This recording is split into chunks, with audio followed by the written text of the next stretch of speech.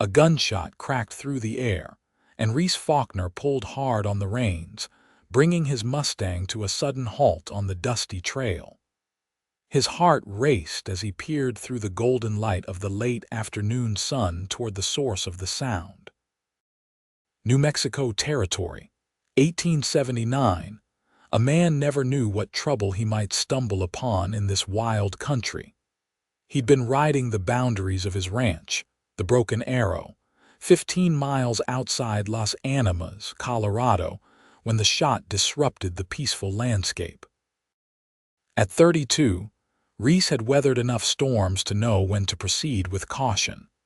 He dismounted quietly, tethered his horse to a cottonwood, and moved forward on foot, Winchester rifle in hand. The terrain sloped downward into a small ravine lined with juniper and scrub pine. As he approached, he heard a low, threatening growl followed by a woman's voice speaking in a language he didn't understand. Crouching low, he crept to the edge of the ravine and peered over. What he saw made him catch his breath. A young Apache woman knelt beside a large gray wolf sprawled on its side, its breathing labored. Blood matted the fur on its hindquarter.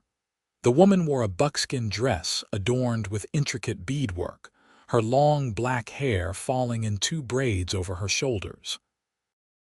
A rifle lay across her lap, and her dark eyes were fixed on the path leading into the ravine exactly where Reese now stood.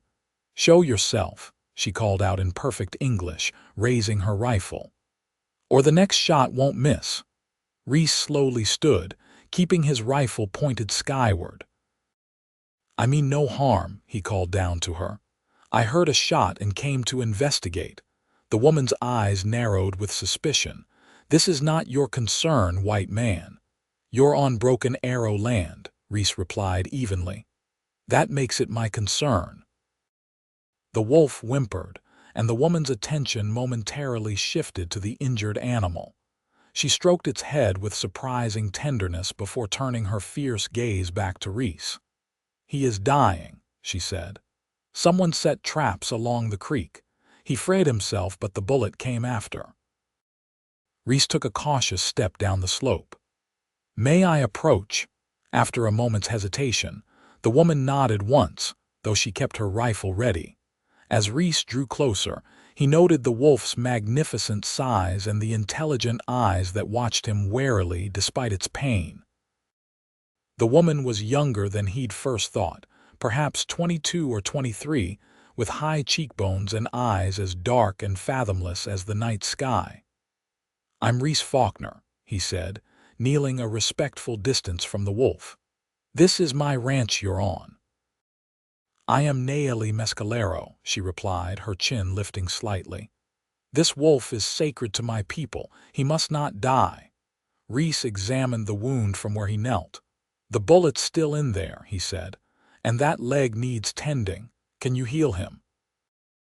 Nayeli asked, her voice changing, a note of vulnerability breaking through her stoic demeanor. "I've dug bullets out of cattle and horses before," Reese said honestly. "Never a wolf." "Heal him," she said, her eyes meeting his with an intensity that made his breath catch, "and I'll know your heart is true." The strange declaration hung in the air between them. Reese wasn't sure what she meant, but something in her gaze held him transfixed. "My cabin is about a mile from here," he said finally. "I have supplies there that could help him." "We cannot move him far," Nayeli insisted. "I can bring what we need," Reese said, "but light's fading fast. We should make camp here for the night." Nayeli considered his words, then nodded. "I will watch over Takoda until you return." "Takoda, it means friend to all," she explained, her hand resting on the wolf's thick fur. "He has been known to our tribe for many seasons." Reese stood. "I'll be back before dark." He started up the ravine but paused when she called after him. "Reese Faulkner," Nayeli said, her voice carrying across the distance. "How do I know you will return?" He turned to face her. "You don't, but I give you my word." "A white man's word," she said, skepticism evident in her tone. "Just a man's word," he replied simply. He retrieved his horse and rode hard for his cabin, mind racing with questions. What was an Apache woman doing this far north, alone, defending a wolf on his property? The tribes in this region had been forced onto reservations years ago. If she was Mescalero Apache, as her name suggested, she was hundreds of miles from her people's territory. Reese's ranch hands would be finishing their day's work about now. He considered alerting his foreman, Thomas, about his overnight absence, but decided against it. The fewer people who knew about the Apache woman and the wolf, the better. There were those in Las Animas who still harbored deep hatred for all Indians, regardless of tribe or circumstance. At his cabin, Reese quickly gathered medical supplies, food, blankets, and a small tent. As the son of a doctor, he'd learned enough about treating wounds to be the ranch's default medic. His father had wanted him to follow in his footsteps, but Reese had felt the call of the western frontier too strongly to remain in Boston.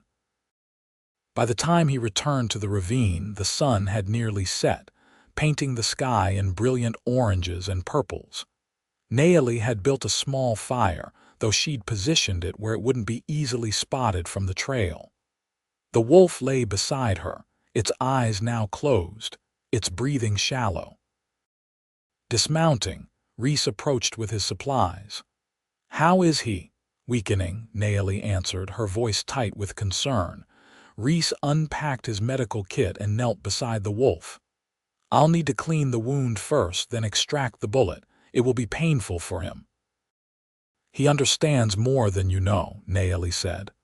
"I've told him you are here to help."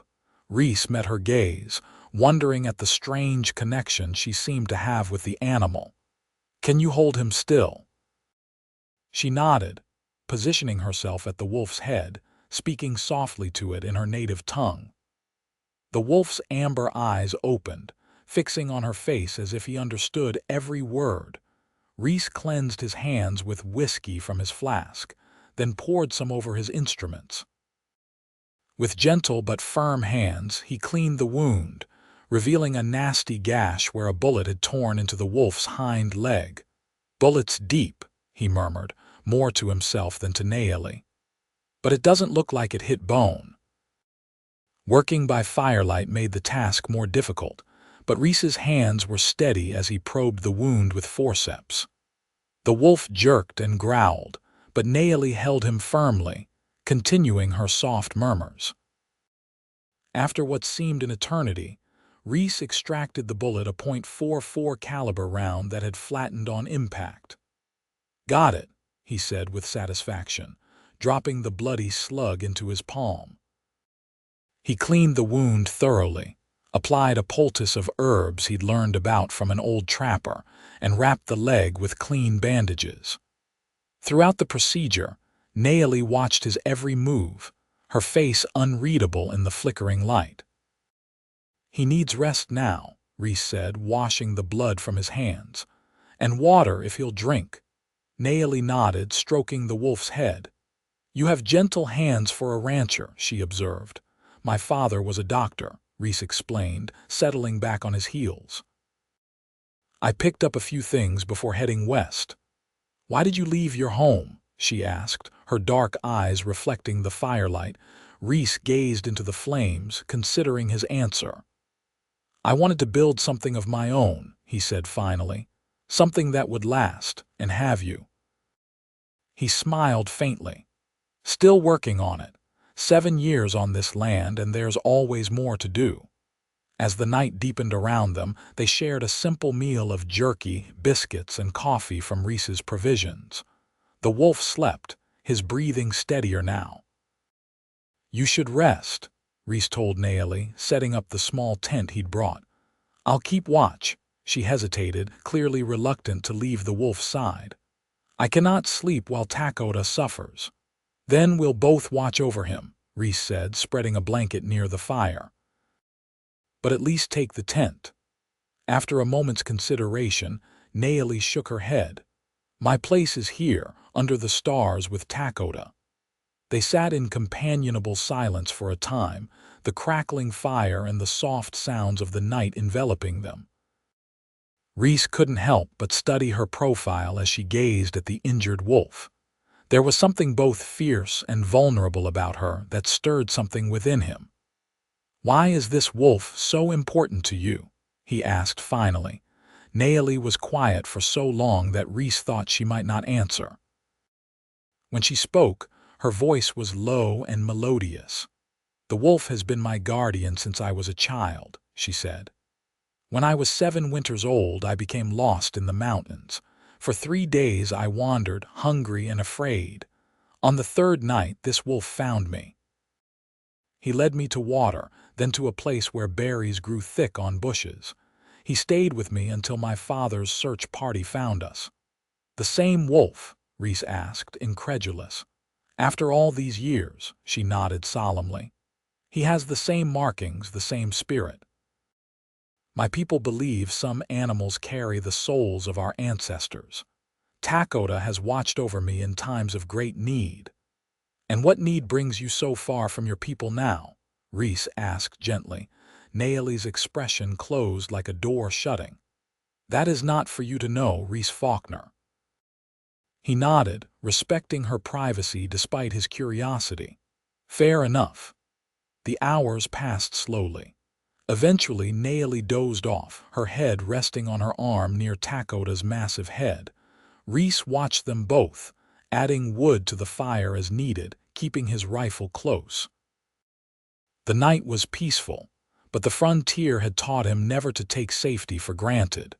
Dawn broke with the promise of a clear day. The wolf's condition had improved overnight. His eyes were more alert, and he accepted water from Nayeli's cupped hands. When she checked his bandaged leg, she nodded with satisfaction. "The bleeding has stopped," she told Reese. "You have done well." "He's strong," Reese replied, heating coffee over the rekindled fire, "but he shouldn't be moved for at least a couple of days." Nayeli's gaze swept the ravine. "This place is sheltered. We will stay until he can walk." Reese raised an eyebrow. "I've got a ranch to run, Miss Mescalero." "Then go," she said simply. "I did not ask for your company, only your help." Reese found himself unexpectedly reluctant to leave. "You can't stay out here alone."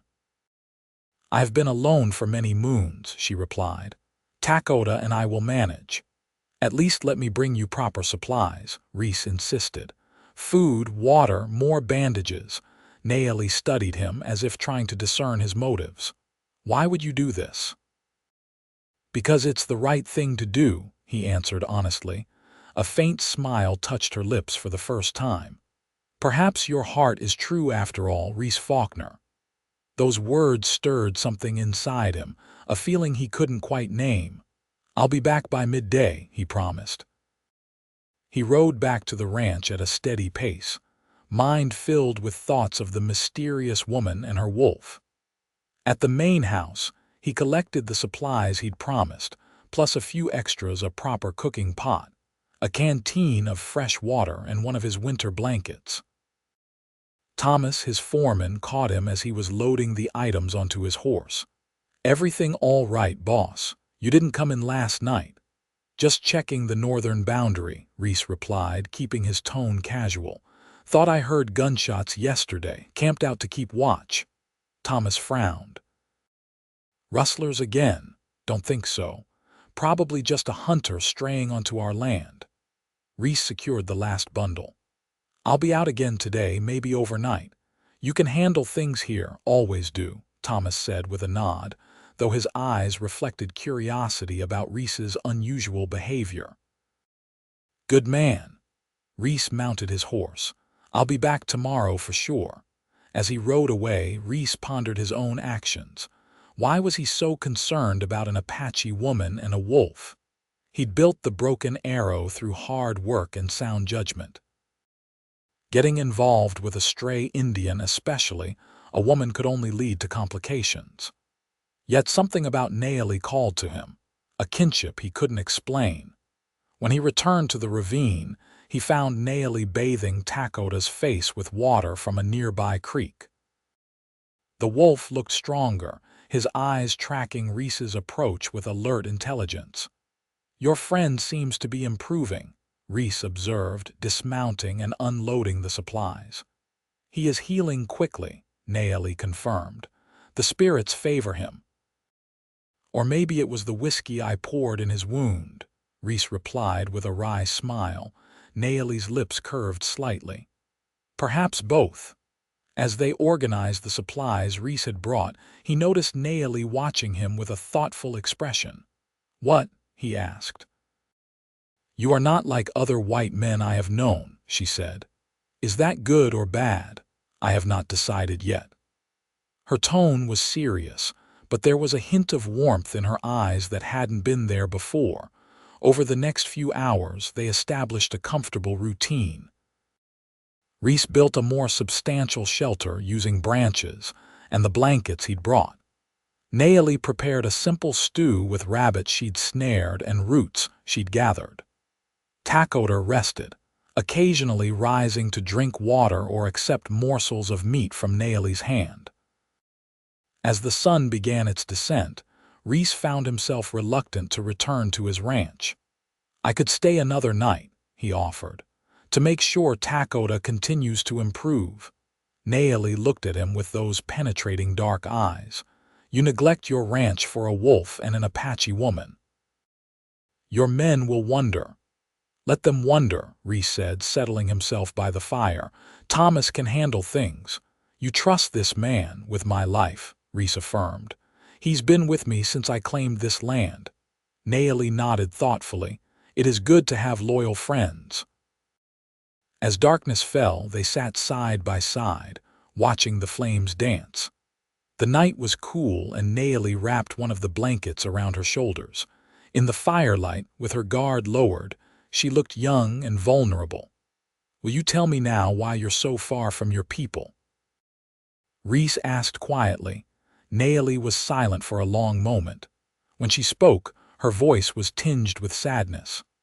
"My tribe is gone, Reese Faulkner. Soldiers came to our village while the men were hunting. They took the women and children to a place they call a reservation." Her hands clenched in her lap. "I was gathering herbs in the hills. When I returned, there was nothing but ashes and bodies of those who resisted." "I'm sorry," Reese said, meaning it. "I tracked the soldiers for 3 days," she continued. "I saw where they took my people. A barren place surrounded by soldiers with guns. And you didn't join them," her eyes flashed. "To live in a prison, to watch my people starve on the white man's charity. No, I chose freedom."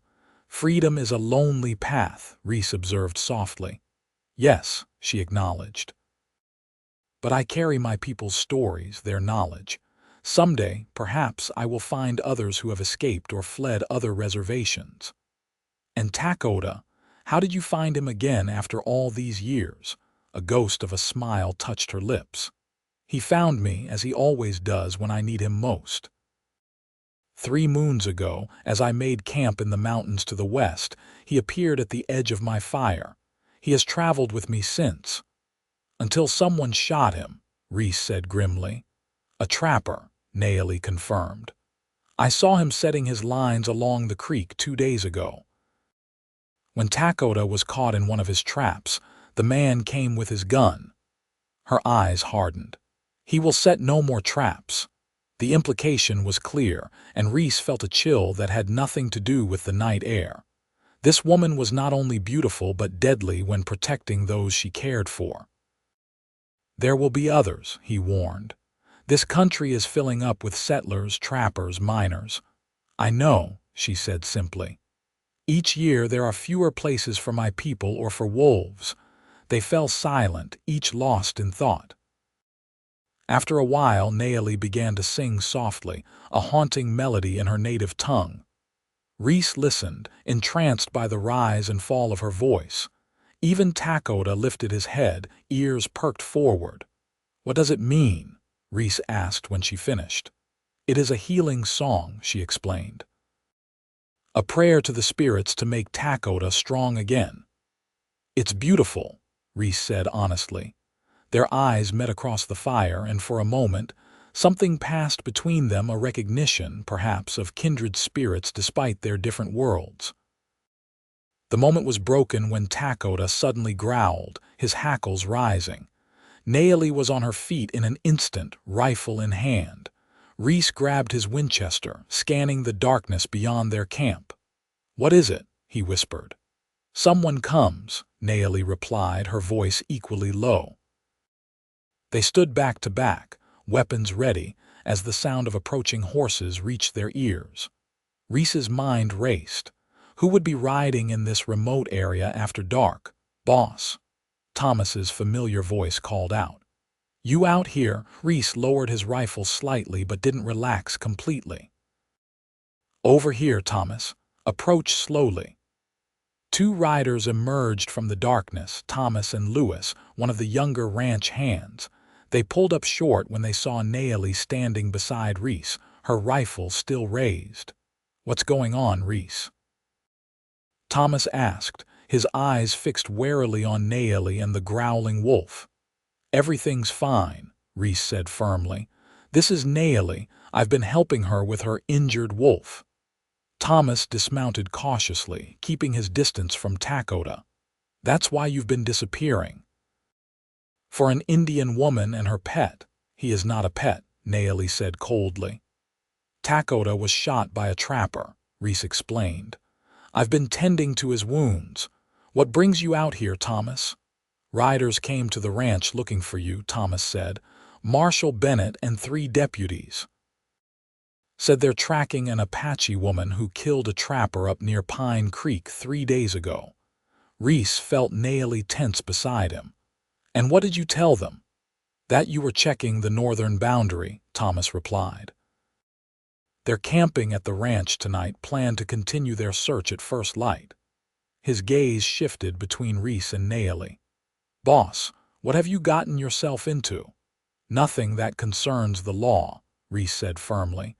"The trapper was setting illegal traps on my land." "That may be, but killing a white man," Thomas began. "He shot Takoda," Nayeli interrupted. "He would have killed him for his pelt. Where is the justice in that?" Thomas shook his head. "Lady, there's no justice for Indians in this territory. You know that as well as I do." An uncomfortable silence fell over the group. Lewis shifted nervously in his saddle, clearly uncomfortable with the situation. "You need to get her out of here, boss," Thomas said finally. "Bennett's got a reputation for being hard on Indians." "If he finds her here, he won't," Reese said decisively. "Thomas, you and Lewis head back. Tell the marshal I'm still out checking boundaries, expected back tomorrow." Thomas hesitated. "And if he wants to join the search, stall him," Reese said. "Tell him I left strict instructions about where I was heading and I'd be back before they could catch up." "And what will you do?" Thomas asked, his concern evident. Reese glanced at Nayeli, who stood proud and defiant despite the danger. "We're going to move camp, tonight." After Thomas and Lewis departed, Reese quickly began gathering their supplies. "We need to be far from here by dawn," he told Nayeli. "Takoda cannot travel far," she protested. "His wound, we have no choice," Reese cut in. "Bennett is not a man to cross. If he finds you here, he won't care about the circumstances. All he'll see is a dead white man and an Apache woman." Nayeli's expression hardened. "I will not run forever, Reese Faulkner." "I'm not asking forever," he replied, his voice gentler. "Just tonight. I know a place where you'll be safe until Takoda heals." She studied him, weighing his words. "Why would you risk yourself for me?" "For us." Reese paused in his packing, meeting her gaze directly. "I'm beginning to think that's a question I should be asking myself." Something shifted in her eyes, a recognition, perhaps, of the growing connection between them. Without another word, she began to help him pack. Moving Takoda proved challenging. The wolf could stand but couldn't walk far on his injured leg. Reese fashioned a travois from branches and blankets, which they secured to his horse. With gentle coaxing, they managed to get Takoda to lie on the makeshift stretcher.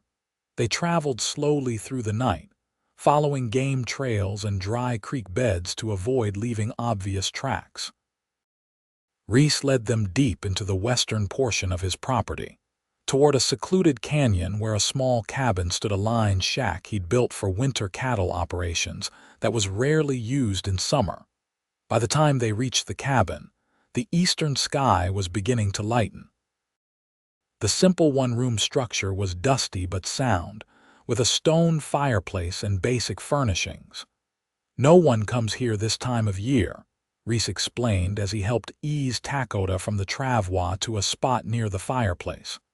"You'll be safe until we figure out our next move."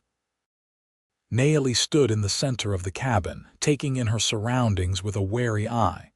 "How long?" "A few days at least," Reese said, lighting a fire to ward off the morning chill. "Until Takoda can travel and until Bennett gives up his search." "And if he does not give up?" she challenged. Reese met her gaze steadily. "Then we'll find another way." The "we" hung in the air between them, significant and unexamined. Reese busied himself with settling in, unpacking supplies and checking Takoda's bandages, while Nayeli explored the small cabin. "You should get some rest," he told her, noticing the fatigue in her face after their nighttime journey. "I'll keep watch." To his surprise, she didn't argue. She simply nodded, wrapped herself in a blanket, and settled on the narrow cot in the corner. Within minutes, her breathing had deepened into sleep. Reese sat by the window, rifle across his lap, watching the sunrise paint the canyon walls with gold and crimson light. Beside the fireplace, Takoda dozed, his massive chest rising and falling steadily. What was he doing?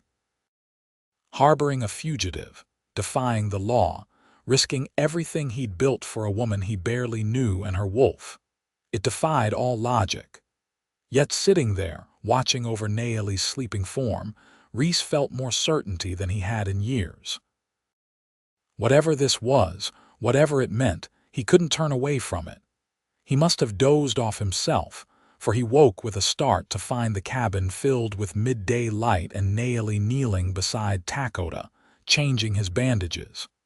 She looked up as Reese stirred. "Some watchman," she said, but her tone held no reproach. "Sorry," he mumbled, rubbing sleep from his eyes. "How is he?" "Better," she replied, her fingers gentle as she rewrapped the wolf's leg. "The wound is clean, no sign of fever." Reese joined her beside Takoda, examining the injury himself. "You're right, it's healing well." He smiled at the wolf, who regarded him with intelligent amber eyes. "You're a tough old warrior, aren't you?" "He likes you," Nayeli observed. "He would not let just anyone touch him." "I'm honored," Reese said, meaning it. He rose and stretched, muscles stiff from his awkward sleeping position. "I should ride back to the ranch, see what's happening with Bennett." Alarm flashed in Nayeli's eyes. "They will question you." "Let them," Reese replied confidently. "I've got nothing to hide. I've been checking boundary lines and hunting, that's all anyone needs to know." "And if they follow you back here?" "They won't," he assured her. "I know how to cover my tracks." Still, she looked unconvinced. "It is too dangerous." "What's dangerous is leaving Thomas to handle Bennett on his own," Reese countered. "If I don't show up soon, it will only raise suspicions." Nayeli considered this, then nodded reluctantly. "When will you return?" "By nightfall," he promised. "There's food and water enough for the day. Keep the fire small, the chimney's designed not to show much smoke." He prepared to leave, checking his weapons and gathering a few items he could claim to have been hunting. At the door, he paused, looking back at Nayeli, who stood with one hand resting on Takoda's head. "I will come back," he said, answering the unspoken question in her eyes. "I know," she replied simply. The ride back to the ranch gave Reese time to collect his thoughts and prepare his story. As he approached the main house, he spotted several horses he didn't recognize tied at the hitching post. Bennett and his deputies were still there. Thomas met him at the barn, relief evident on his weathered face. "Thank God you're back. Bennett's been asking questions all morning. What kind of questions? Reese asked as he unsaddled his horse. Where exactly you were patrolling, who else might have seen you, whether you've had any trouble with Indians recently. Thomas lowered his voice. Boss, he's got a witness who says they saw a rancher helping an Indian woman with a wolf near Pine Creek the day before yesterday. Reese's stomach tightened, but he kept his expression neutral. Lots of ranchers in these parts, Thomas. Not so many dealing with Apache women and wolves, Thomas replied pointedly. Be careful in there. Reese nodded, squared his shoulders, and headed for the house. He found Marshal Bennett and two deputies seated at his dining table, coffee cups before them. Bennett was a large man with a thick mustache and cold, assessing eyes. Mr. Faulkner, Bennett said, rising. About time you showed up. Marshal, Reese acknowledged with a nod. Thomas tells me you've been asking after me. Been tracking an Apache woman, Bennett said without preamble. Killed Jeb Hawkins up near Pine Creek 4 days ago. Cut his throat while he was checking his trap lines. Sounds serious, Reese said, pouring himself a cup of coffee. But I don't see what it has to do with me or my ranch. Bennett studied him with narrowed eyes.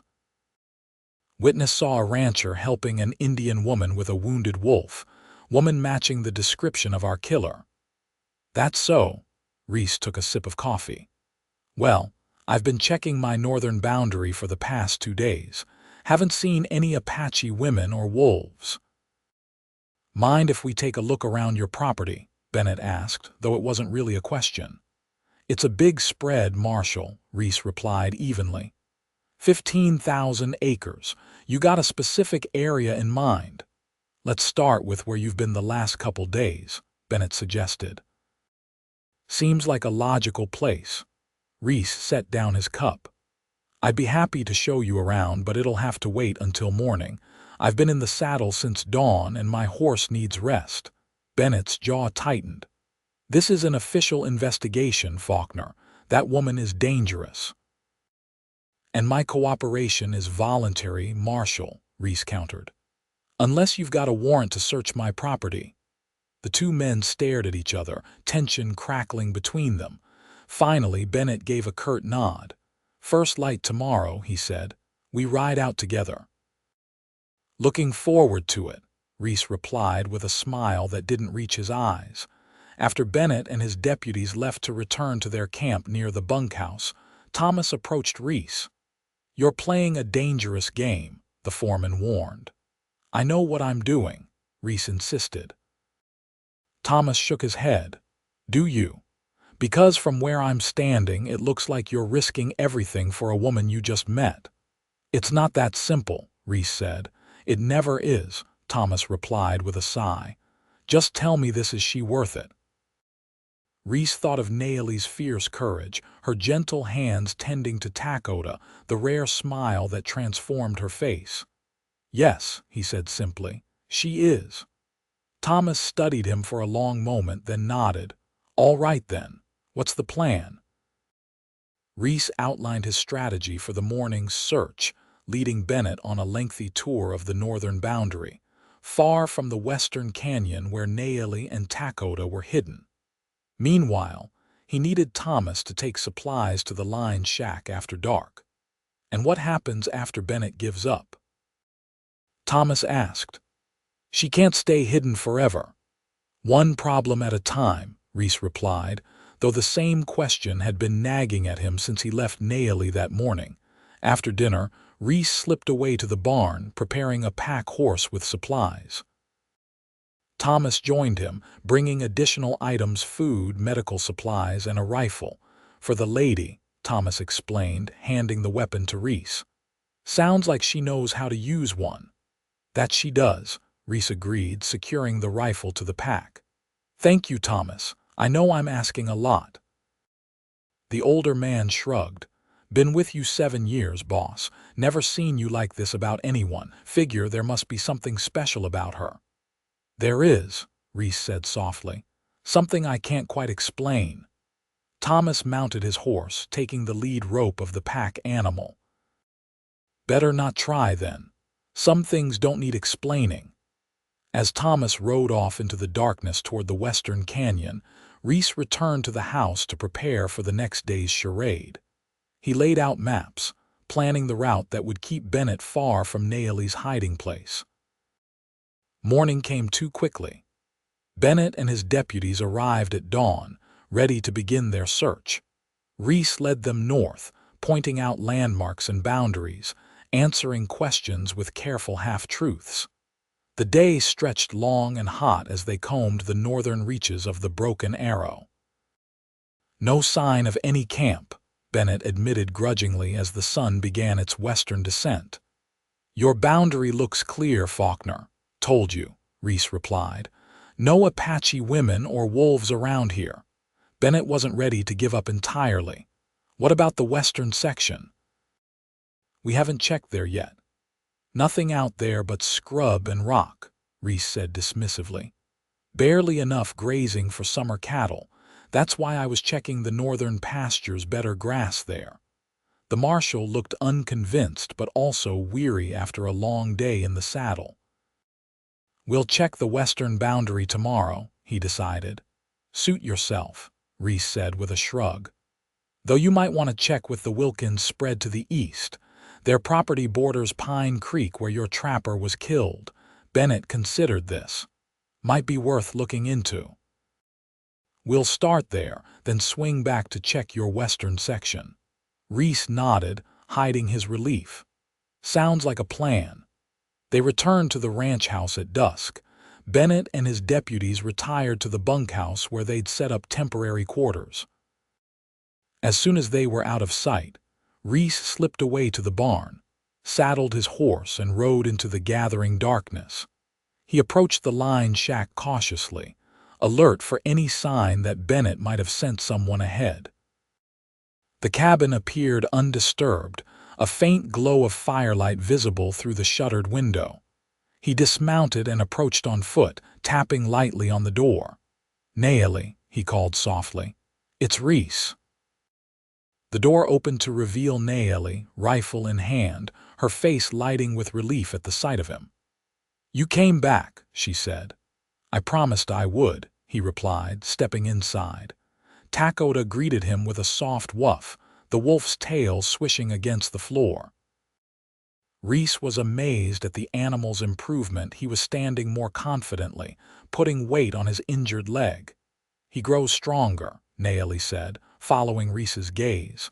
"Your medicine is good." "Thomas brought the supplies?"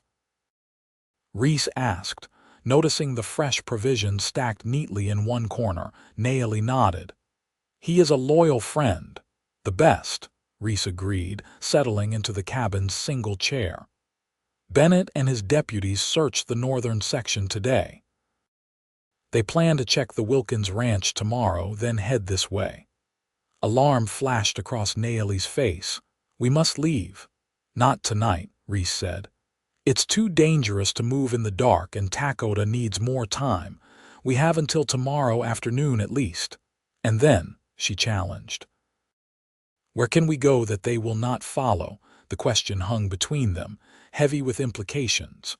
Reese had been pondering the same problem all day.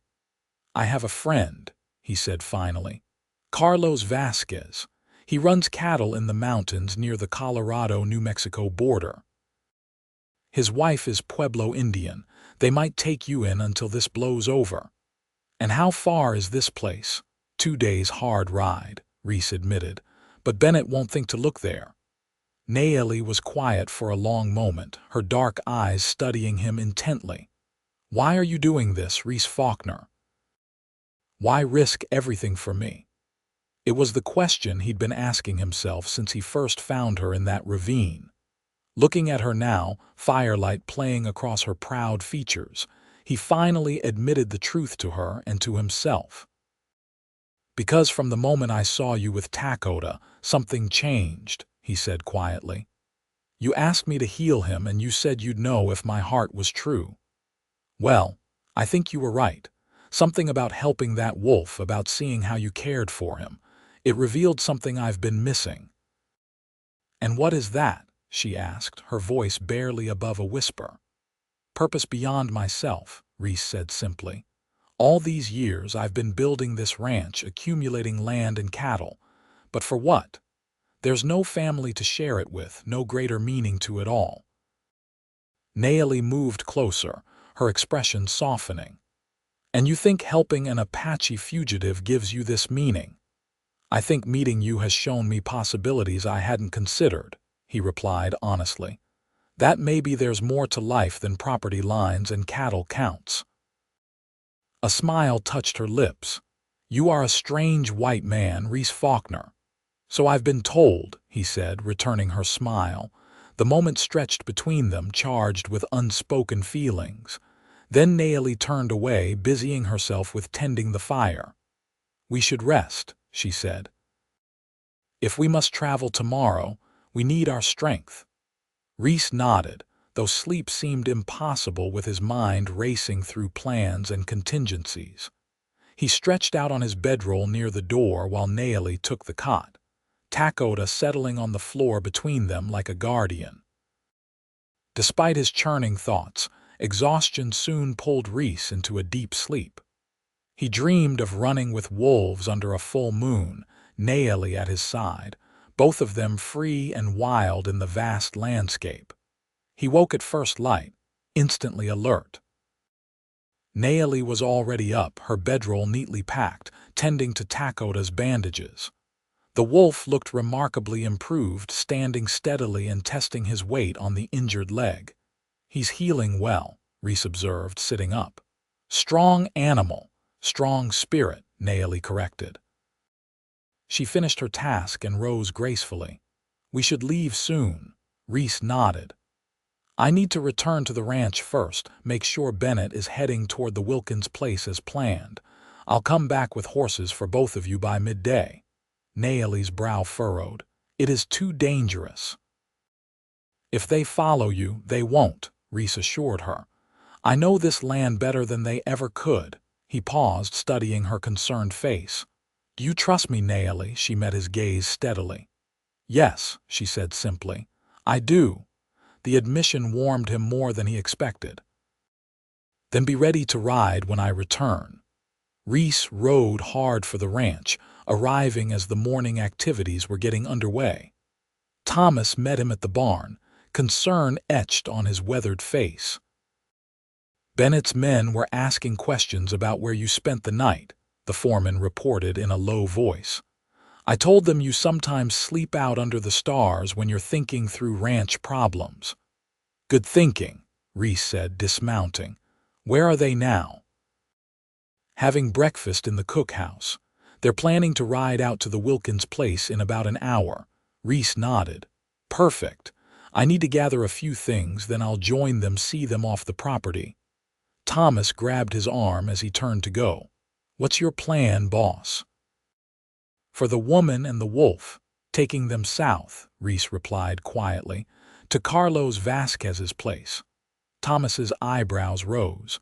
"That's a long way to go for someone you just met." Reese met his foreman's gaze steadily. "Some journeys are worth making, Thomas." The older man studied him for a moment, then nodded. "You'll need supplies.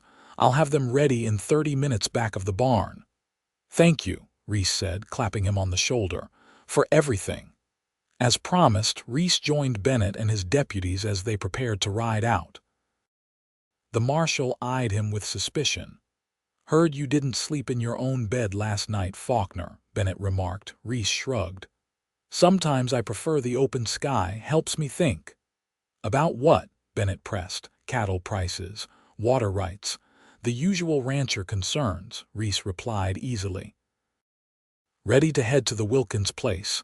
Bennett's eyes narrowed, but he nodded. "Lead the way." Reese escorted them to the eastern boundary of his property, pointing them toward the neighboring ranch. "Wilkins' main house is about 5 miles that way," he told Bennett. "Tell him I sent you." "We'll be back to check your western section this afternoon," Bennett reminded him. "I'll be here," Reese lied smoothly. "Good hunting, Marshal." As soon as Bennett and his deputies were out of sight, Reese raced back to the ranch. Thomas had the promised supplies ready: food, ammunition, extra clothing, and a small bag of gold coins. "Just in case," the foreman said, handing over the money. "Carlos is a good man, but he might need some convincing." "I'll pay you back," Reese promised, securing the supplies to a pack horse and readying a sturdy mare for Nayeli. Thomas waved away his words. "Just come back in one piece, and bring her with you if that's what you want." Reese paused in his preparations, surprised by the suggestion. "Thomas, I don't know what's going to happen. She's Apache, I'm a rancher, our worlds are different," Thomas interrupted. "So what? My mother was Mexican, my father Irish. Didn't stop them from building a life together." He smiled slightly. "Just something to think about while you're on the trail." With a final nod of thanks, Reese mounted up and headed west, leading the 2 additional horses. He rode hard, aware that time was precious. Bennett wouldn't spend more than a few hours at the Wilkins Ranch before returning to search the western section of the Broken Arrow. When he reached the line shack, Nayeli was waiting outside with Takota. The wolf had a new energy about him, pacing back and forth despite his injury. "He senses danger approaching," Nayeli explained as Reese dismounted. "We must go quickly." They loaded the supplies onto the pack horse, and Reese helped Nayeli mount the mare he'd brought for her. Takota watched them warily, but seemed to understand the urgency of their departure. "Can he keep up?" Reese asked, eyeing the wolf's still bandaged leg. "He will follow," Nayeli said confidently. "He is stronger than you know." They set off southward, avoiding the main trails and keeping to the shelter of ravines and woodlands where possible. Takota loped alongside them, favoring his injured leg but maintaining a steady pace. Reese led them through a series of canyons and hidden passes he discovered over his years of exploring the land routes that wouldn't appear on any map Bennett might possess. By nightfall, they had put considerable distance between themselves and the Broken Arrow. They made camp in a secluded grove beside a small stream, keeping the fire small and well shielded. "We've made good time," Reese said as they shared a simple meal. "If we maintain this pace, we should reach Carlos's ranch late tomorrow." Nayeli nodded, her eyes on Takota, who lay nearby, resting his injured leg. "And this friend of yours, he will welcome an Apache woman and a wolf." "Carlos judges people by their character, not their bloodline," Reese assured her. "And his wife Maria is Pueblo. They've helped others in similar situations." "Similar to mine," Nayeli raised an eyebrow.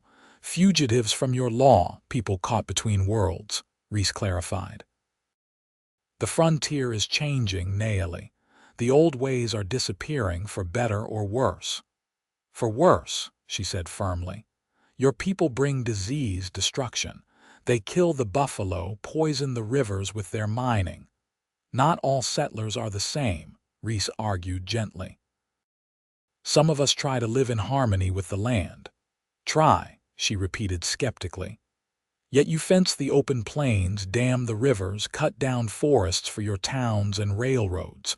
Reese couldn't deny the truth in her words. "Progress comes at a cost," he admitted. "Not always a fair one." "No," she agreed softly. "Not fair at all." They fell silent, the crackling fire and night sounds of the wilderness filling the space between them. Finally, Reese spoke again. "What will you do, Nayeli, after Carlos's ranch? You can't run forever."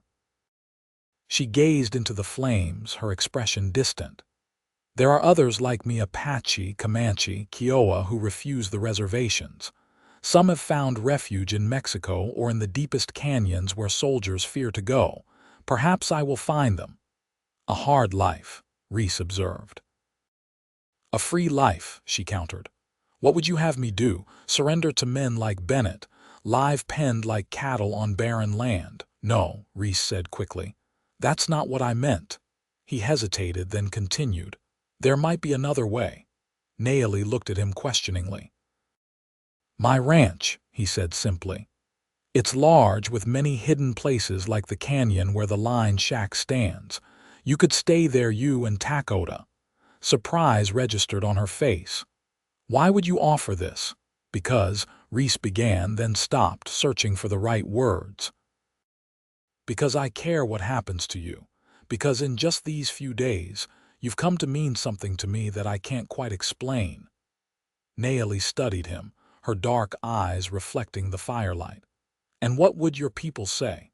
A white rancher harboring an Apache woman. I don't much care what they'd say, Reese replied honestly. The Broken Arrow is my land. What happens there is my business. A ghost of a smile touched her lips. So simple. It could be, he insisted, if we choose to make it so. The possibility hung between them, fraught with complications yet tempting in its promise. Nayeli didn't answer immediately, instead rising to check on Takoda, her hand gentle as she stroked the wolf's massive head. When she returned to the fire, her expression was thoughtful. I will consider your offer, Reese Faulkner, but first we must reach your friend's ranch safely. He nodded, accepting that the future would unfold in its own time. We should rest. Dawn comes early. They slept in shifts, one always awake and watchful. During his guard, Reese found his gaze repeatedly drawn to Nayeli's sleeping form, the firelight playing across her peaceful features. In sleep, the wariness left her face, revealing a vulnerability that tugged at something deep within him. Morning arrived with a misty sunrise, the landscape transformed by the golden light. They broke camp quickly and continued southward, Takoda setting a stronger pace than the previous day. By midday, they had crossed into New Mexico territory, the terrain growing more mountainous. Carlos's ranch lies in that valley, Reese said, pointing to a distant break in the mountains. We should reach it by sunset. As they rode, Reese felt a growing sense of unease. Several times he paused to scan their back trail, sensing they were being followed though he could see no pursuers. What troubles you? Nayeli asked during one such stop. Not sure, Reese admitted, just a feeling. Her expression grew serious. Takoda has been alert as well, his ears keep turning back. That was all Reese needed to hear. Let's change course. There's a box canyon ahead with a hidden exit. If someone is tracking us, we can lose them there. They veered eastward, pushing their horses harder. Takoda kept pace, his powerful legs eating up the distance despite his injury. The canyon Reese had mentioned soon came into view, a narrow slash in the mountainside that widened into a secluded valley. As they entered the canyon, the sound of distant hoofbeats confirmed Reese's suspicions. Someone was definitely following them. Bennett? Nayeli asked, her voice tense. Or bounty hunters, Reese replied grimly. Bennett might have spread word about you. They pushed deeper into the canyon, its towering walls providing temporary shelter. The hidden exit Reese had mentioned was a narrow cleft in the rock, barely wide enough for a horse to pass through sideways. It led to a series of switchbacks that would take them down the other side of the mountain, a route invisible from below. We need to hurry, Reese urged as they approached the cleft. Once they enter the canyon, they'll see our tracks. Nayeli dismounted, leading her horse toward the narrow passage. Takoda had already slipped through, his sleek form easily navigating the tight space. Reese followed with the pack horse, casting anxious glances back toward the canyon entrance. They had nearly made it through when the first riders appeared at the mouth of the canyon. Reese recognized Bennett's broad-shouldered form immediately, along with his deputies, and several men he didn't recognize, local ranchers, perhaps, or hired guns. They've seen us, Nayeli said, her voice tight with tension. Keep going, Reese ordered, helping her remount on the other side of the cleft. I'll hold them off. No, she protested. We stay together. There's no time to argue, Reese insisted, unslinging his rifle. Take the path down. It leads to a creek. Follow it south for about a mile. You'll see Carlos's ranch in the valley below. And you, her eyes held his, filled with concern. I'll be right behind you, he promised. Now go. With obvious reluctance, Nayeli urged her horse forward, the pack animal following on its lead rope. Takota hesitated, looking between Nayeli and Reese, then bounded after the woman with whom he shared such a mysterious bond. Reese positioned himself behind a boulder near the cleft, rifle ready.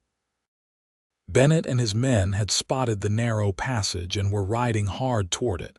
Taking careful aim, Reese fired a warning shot that kicked up dust just in front of the lead rider. "That's far enough, Bennett," he shouted. The riders pulled up short, seeking cover among the rocks and scrub of the canyon floor.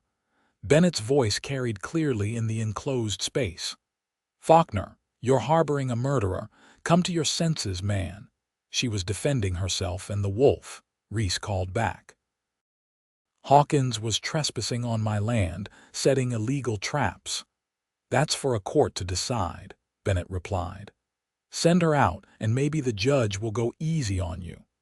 Reese's response was another carefully placed shot that ricocheted off a rock near Bennett's position. "There's no court in this territory that would give an Apache woman a fair trial. You know that as well as I do." A barrage of gunfire answered him, bullets pinging off the rocks around his position. Reese ducked lower, returning fire judiciously, aiming to keep them pinned down rather than to hit anyone. He needed to buy time for Nayeli to reach Carlos's ranch. The gunfight continued for several minutes, a standoff with neither side gaining advantage. Then Reese heard movement to his left. One of Bennett's men had circled around and was attempting to flank him. Reacting quickly, Reese fired in the man's direction, forcing him back to cover. But the distraction cost him. Another of Bennett's party had worked his way closer to the right, and now had a clear shot. Reese felt the burning sting as a bullet grazed his upper arm, tearing through his shirt sleeve and drawing blood. Grimacing against the pain, he returned fire, hitting the deputy in the leg. The man cried out, falling back, but Reese knew his position was becoming untenable. Bennett had too many men, and they were gradually working their way closer. Making a swift decision, Reese laid down covering fire, then darted through the cleft to the other side. He whistled for his horse, which had wandered a short distance away, grazing on mountain grass. The animal trotted over, and Reese swung into the saddle, urging it down the switchback trail. Bullets whined overhead as Bennett's men realized he was escaping. One of them had managed to squeeze through the cleft and was now in pursuit, but the narrow, treacherous trail slowed him considerably. Reese pushed his horse as fast as he dared on the steep path, gradually opening the distance between himself and his pursuers. When he reached the creek Nayeli had mentioned, he turned south as instructed, following the watercourse through a dense stand of pine and aspen. The sound of pursuit faded behind him, though he knew it was only a temporary reprieve. Bennett wasn't a man to give up easily. The afternoon was waning by the time Reese caught sight of Carlos Vasquez's ranch, a sprawling adobe compound nestled in a verdant valley. Several outbuildings surrounded the main house, and fields of corn and beans stretched to the east. Cattle grazed on the western slopes, white dots against the green hillsides. As he approached, Reese was relieved to see Nayeli's horse tethered near the main house. At least she had arrived safely. He rode into the yard, immediately spotted by several ranch hands who called out to their employer. Carlos emerged from the house, a stocky man with a graying beard and kind eyes. Beside him stood a handsome woman with long black hair, Maria, his Pueblo wife. Nayeli appeared in the doorway behind them, her expression lighting with relief at the sight of Reese. "My friend," Carlos called out, approaching with open arms. "Your Apache lady said you were in trouble." Reese dismounted, wincing at the pain in his injured arm. "Bennett and his posse aren't far behind. I'm sorry to bring this to your door, Carlos." "Nonsense," the rancher replied, clasping Reese's hand warmly. "Any friend of yours is welcome here." He nodded toward the hills. "And Bennett won't find this place easily. The trails are well hidden, and my men watch the approaches." Maria stepped forward, her sharp eyes noting Reese's bloodied sleeve. "You're hurt. Come inside and let me tend to that wound." As they entered the house, Reese was surprised to see Takota lying comfortably on a woven rug near the hearth, apparently at ease in these strange surroundings. The wolf raised his head, acknowledging Reese with a soft woof before settling back down. "Your wolf friend seems to have made himself at home," Carlos observed with a smile. "Maria has always had a way with animals." "He knows who he can trust," Nayeli said, coming to Reese's side. Her fingers gently probed his injured arm. "The bullet, just a graze," Reese assured her. "I've had worse from barbed wire." Maria bustled about, gathering medical supplies. With practiced hands, she cleaned and bandaged Reese's arm while Carlos poured glasses of his homemade wine for everyone. "Now," Carlos said when they were all seated around the large kitchen table, "tell me exactly what's happening. Your lady friend was rather vague about the details." Reese explained the situation, fully finding Nayeli and Takota, healing the wolf, the confrontation with Bennett, and their flight south. Carlos listened attentively, occasionally glancing at his wife who nodded at key points in the story. "So this trapper was trespassing on your land?" Carlos asked when Reese finished. "Yes," Reese confirmed, "setting illegal traps then shooting Takota when he was caught in one." Carlos turned to Nayeli. "And you killed this man?" She met his gaze unflinchingly. "He would have killed Takota for his pelt, and then me for witnessing it." Maria placed a supportive hand on Nayeli's arm. "It was self-defense, husband, and defense of a sacred animal." Carlos nodded thoughtfully. "Bennett won't see it that way, of course. To him, it's simply an Indian killing a white man." He sipped his wine. "But perhaps there's a way to resolve this that doesn't end in more bloodshed." "I'm open to suggestions," Reese said, his hand unconsciously finding Nayeli's beneath the table. She didn't pull away. "I have friends in Santa Fe," Carlos explained, "including Judge Rodriguez, who oversees this district. He's a fair man who understands the complexities of frontier justice. If I were to speak with him, explain the circumstances." "A judge won't help an Apache," Nayeli said skeptically. "This one might," Maria interjected. "He ruled in favor of my cousin's pueblo in a land dispute with white settlers last year. He sees beyond skin color to the truth of a matter." Hope stirred in Reese's chest. "Could you arrange a meeting?" "Better than that," Carlos said. "I could bring him here privately. Let him hear your story firsthand, away from Bennett's influence." The possibility of a peaceful resolution seemed almost too good to hope for. Reese squeezed Nayeli's hand gently, feeling her fingers tighten around his in response. "It would be dangerous for him," Nayeli pointed out. "A judge who sides with Indians doesn't make many friends. Rodriguez has enough friends and enough enemies that one more of either won't make much difference," Carlos said with a grin. "He's nearing retirement and has grown rather fearless in his old age." "How soon could he come?" Reese asked. "I'll send a rider to Santa Fe tonight," Carlos replied. "With luck, Rodriguez could be here in 3 days." "And Bennett?" Maria asked practically. "He won't stop searching." "My men will keep watch," Carlos assured them. "If Bennett approaches, we'll have warning. In the meantime, you'll stay here as our guests. We have a cabin behind the main house where you'll be comfortable and hidden from casual observation." The generosity of their hosts was overwhelming. Reese found himself at a loss for words, but Nayeli spoke for both of them. "Why would you risk so much for strangers?" she asked Carlos and Maria. Maria smiled gently. "Not so long ago, my people faced the same threats yours do now. If no one stands against injustice, it flourishes." "Besides," Carlos added with a wink at Reese, "this stubborn gringo once saved my life during a cattle drive.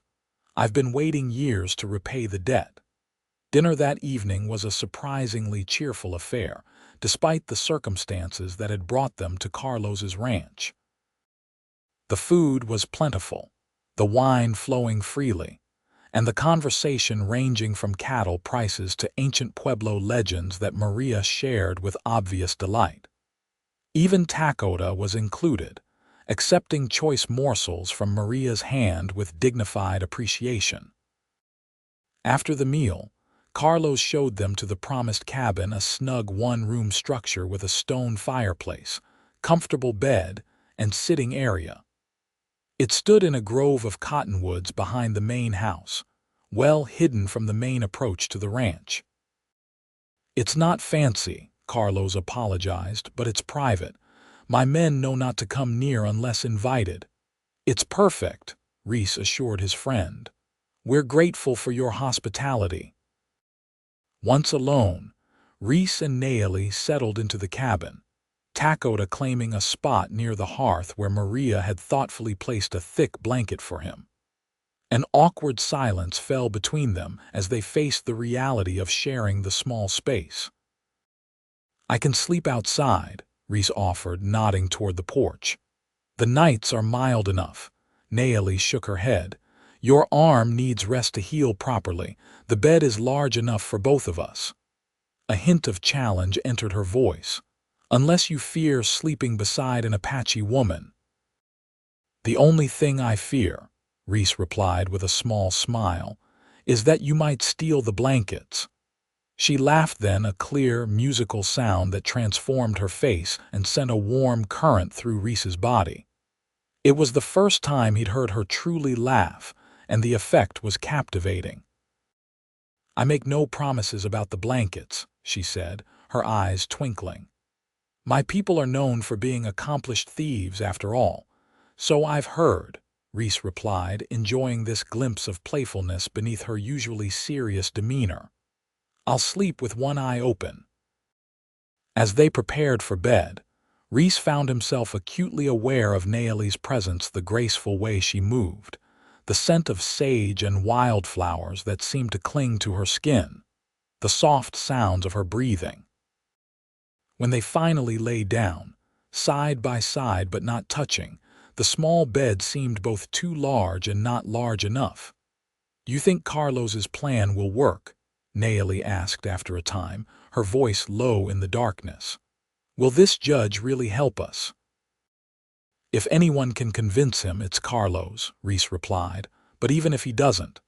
He hesitated, then continued, "We'll find another way. I won't let Bennett take you." She was quiet for a long moment. Then, "Why, Reese? Why risk everything for me?" He turned on his side to face her, though he could barely make out her features in the dim light. "Because from the moment you challenged me to heal Takota to prove my heart was true, something changed. I can't explain it, but I know I can't turn back from it either." Her hand found his in the darkness, her fingers twining with his. "Among my people, such a connection is not questioned. It is recognized as the work of the spirits who guide our paths."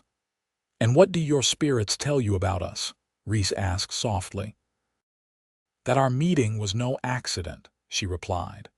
"That Takota led me to you for a reason." "And what reason might that be?" Instead of answering with words, Nayeli leaned forward and pressed her lips to his tentatively at first, then with growing confidence as he responded. The kiss deepened, igniting a fire that had been smoldering since their first meeting. Reese drew her closer, his injured arm forgotten as desire overcame discomfort. When they finally broke apart, both breathless, Nayeli rested her forehead against his. That is the reason, she whispered. Words became unnecessary as they surrendered to the passion that had been building between them. Their lovemaking was both tender and fierce, a joining that transcended the differences of their worlds and spoke to something more profound, a recognition of kindred spirits finding home in each other's arms. Afterward, as Nayeli lay curled against him, her head on his chest, Reese felt a sense of peace he'd never known before. Outside, a wolf howled in the distance, and Takoda lifted his head, listening intently before settling back down with a contented sigh. "He approves," Nayeli murmured sleepily. Reese smiled, stroking her long hair. "I'm glad. I wouldn't want to cross your guardian," she laughed softly. "He is more than a guardian. He is a messenger between worlds. He brought us together for a purpose." "And what purpose is that?" Reese asked, curious about her belief. "To heal," she said simply. "You with your gentle hands, me with my knowledge of the old ways. Together, perhaps we can bridge what has been broken." The profundity of her words settled over him like a blessing. "I would like that," he whispered. "Very much."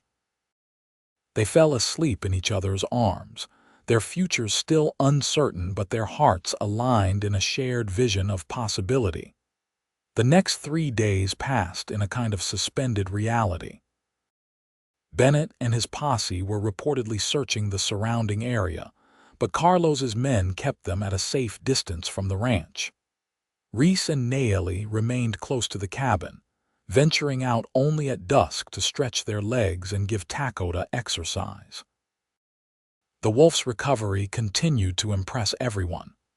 By the 3rd day, he was putting full weight on his injured leg, though he still favored it slightly when running. Maria had taken to the magnificent animal, bringing him special treats and speaking to him in her native Pueblo language, which he seemed to understand as well as he did Nayeli's Apache. "He is no ordinary wolf," Maria told Nayeli as they watched Takoda exploring the edges of a small meadow behind the cabin. "He carries old magic." Nayeli nodded. "My grandmother would have said he is a spirit walker, one who moves between the world of animals and the world of humans." "Such beings were known to my ancestors as well," Maria agreed. "They come when great changes are at hand." The two women had formed a quick bond, sharing knowledge of herbs, healing practices, and the spiritual traditions of their respective peoples. Reese often found them deep in conversation, their heads bent together over some plant or remedy, speaking in a mixture of English, Apache, and Pueblo that he couldn't follow. Carlos, meanwhile, kept Reese occupied with ranch matters, consulting him on breeding decisions and grazing strategies. The activity helped distract Reese from the anxiety of waiting for Judge Rodriguez's arrival, though his thoughts were never far from Nayeli and their uncertain future. On the evening of the 3rd day, a rider approached from the south, Carlos's man returning from Santa Fe. The news he brought was encouraging. Judge Rodriguez had agreed to come and would arrive the following afternoon. "He's bringing his clerk but no one else," Carlos reported after debriefing his messenger. "He understands the need for discretion." "And Bennett?" Reese asked. "Still searching, but they've moved northeast," Carlos replied. "My man passed them near the Pecos River. They seem to think you've headed for the Texas border." Relief washed over Reese. "Then we have a chance." That night, as they lay together in the cabin's comfortable bed, Reese and Nayeli spoke of possibilities neither had dared voice before. "If the judge rules in our favor," Reese said, his fingers tracing lazy patterns on her bare shoulder, "would you consider coming back to the Broken Arrow? Making a life there?" Nayeli propped herself up on one elbow, studying his face in the soft glow of the banked fire. "You would bring an Apache woman to your home, make her your wife. Is that so difficult to believe?" he asked, reaching up to touch her cheek. "It would not be easy," she said seriously. Your neighbors, your friends, many would turn against you. Let them, Reese said firmly. The ones who matter will accept you as Thomas already has. The rest can go to hell. A smile touched her lips. Such certainty. About this? Yes. He drew her down for a kiss. I've never been more certain of anything in my life. She settled against him, her head on his chest. And if I wished to practice the ways of my people, to teach our children the Apache language, the old stories.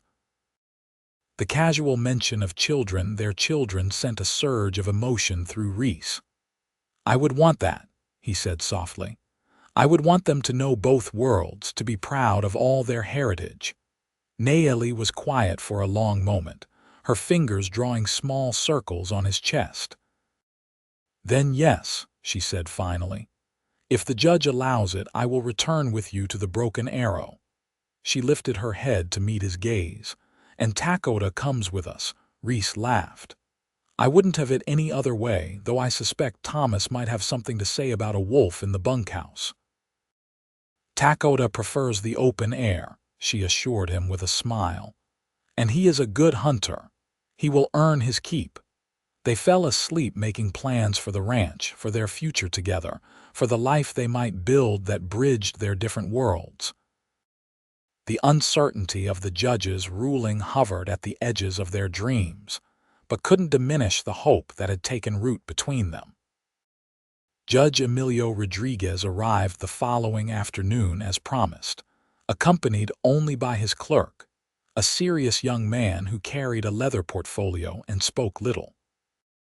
The judge himself was a surprise to Reese, a tall, spare man in his 60s, with piercing blue eyes that belied his Spanish name and olive complexion.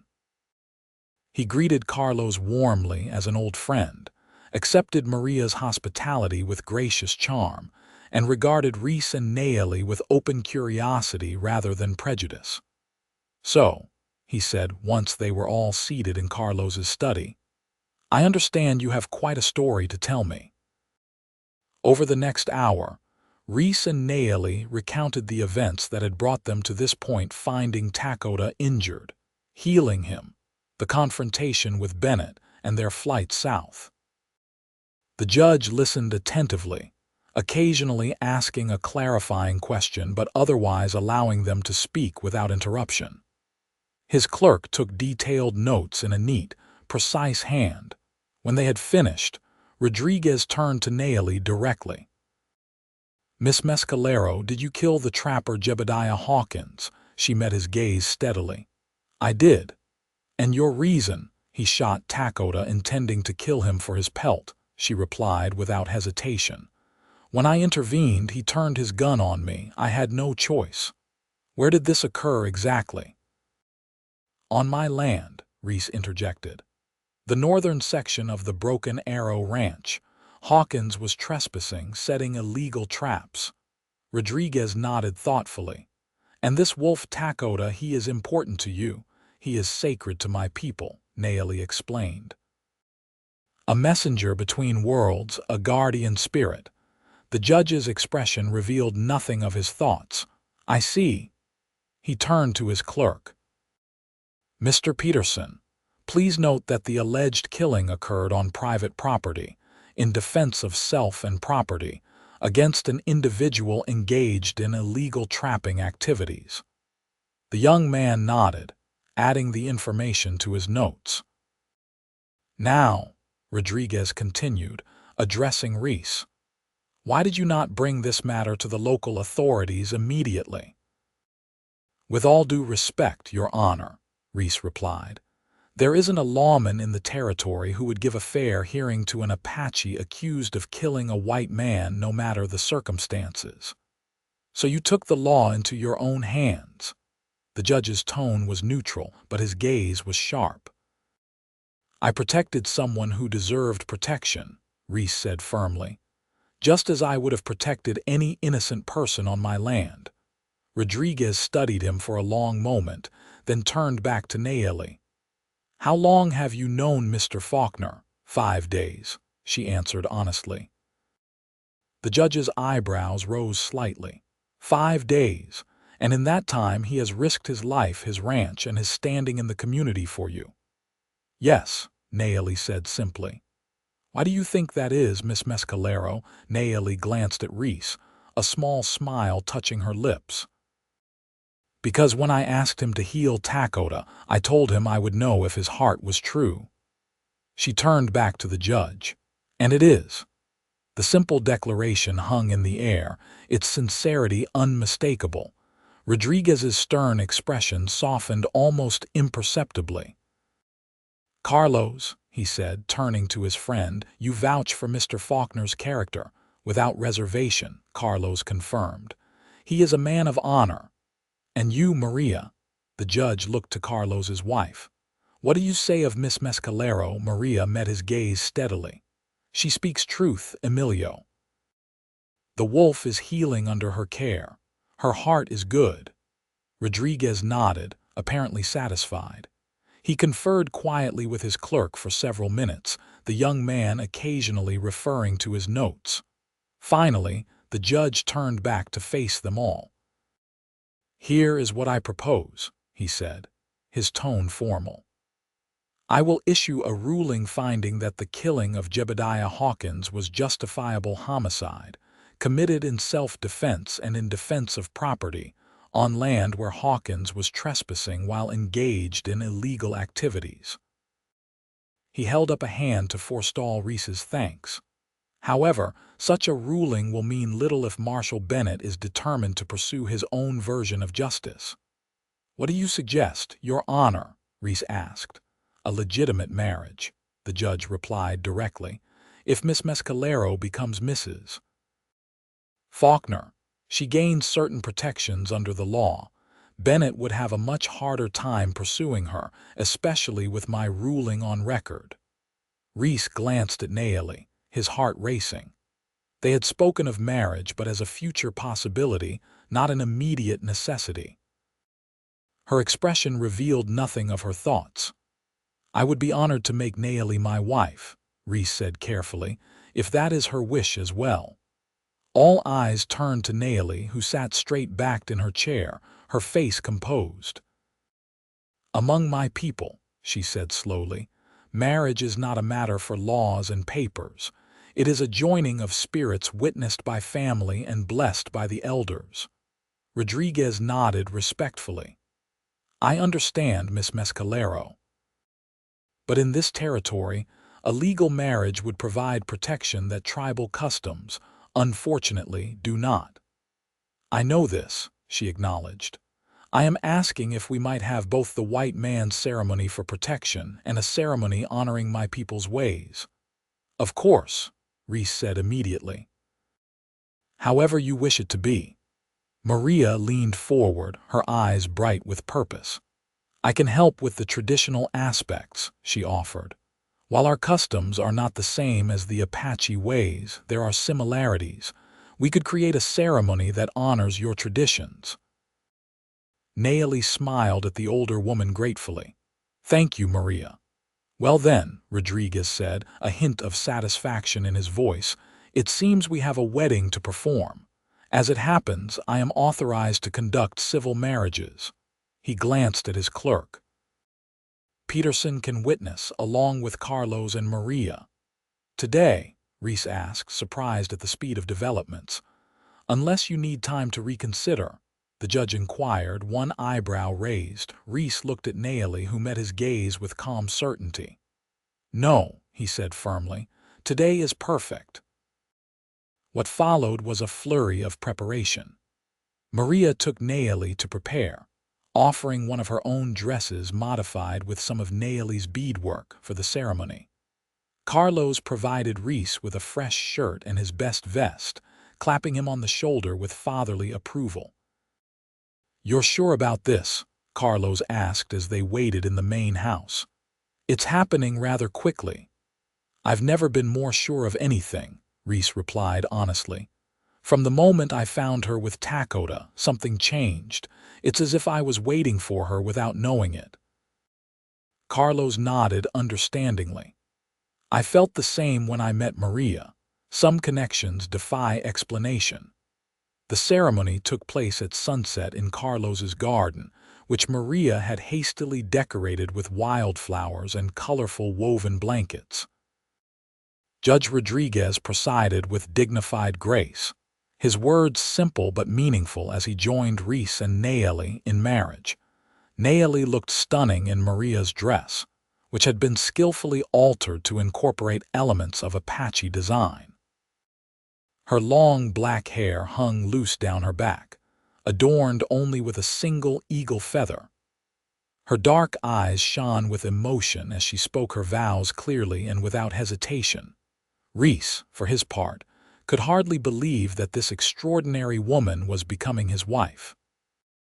As he promised to love and protect her for all his days, he felt a sense of rightness that transcended the unusual circumstances of their union. When Rodriguez pronounced them husband and wife, the small gathering erupted in cheers. Even Takoda, who had watched the proceedings with alert interest from the edge of the garden, joined in with a short, joyful howl. After the civil ceremony, Maria guided them through a simplified version of a traditional blessing ceremony, incorporating elements that Nayeli suggested from Apache tradition. They stood together in a circle, facing each of the 4 directions in turn as prayers were offered in Spanish, Pueblo, Apache, and English. The celebration that followed was modest but joyful, with a feast prepared by Maria and music provided by several of Carlos's ranch hands who proved to be accomplished guitarists. Reese and Nayeli danced beneath the stars, their happiness palpable to everyone who witnessed it. Later that night, alone in their cabin with Takoda keeping watch from the porch, they consummated their marriage with a passion born of true connection rather than mere physical desire. As they lay together afterward, Nayeli traced the line of Reese's jaw with gentle fingers. "Husband," she said softly, testing the word. "Wife," he replied, kissing her fingertips. "Are you happy, Nayeli?" "Yes," she said simply. "Though I never imagined I would marry a white man," he smiled. "And I never imagined I would fall in love with an Apache woman who traveled with a wolf." "Life is full of surprises." "Good surprises," she agreed, settling against him contentedly. The following morning, Judge Rodriguez presented them with their marriage certificate and his official ruling on the Hawkins matter. Both documents were properly signed, sealed, and registered by his clerk.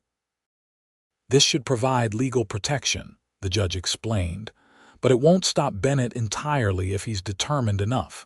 Some men value vengeance above law." "We understand," Reese said, accepting the papers gratefully. "Thank you for everything, Your Honor." Rodriguez regarded the couple with genuine warmth. "I've been a judge for 30 years, Mr. Faulkner. In that time, I've seen how the law can be twisted to serve prejudice and power. It gives me great satisfaction to use it instead to protect those who deserve protection." He turned to Nayeli. "Mrs. Faulkner, I wish you and your husband every happiness."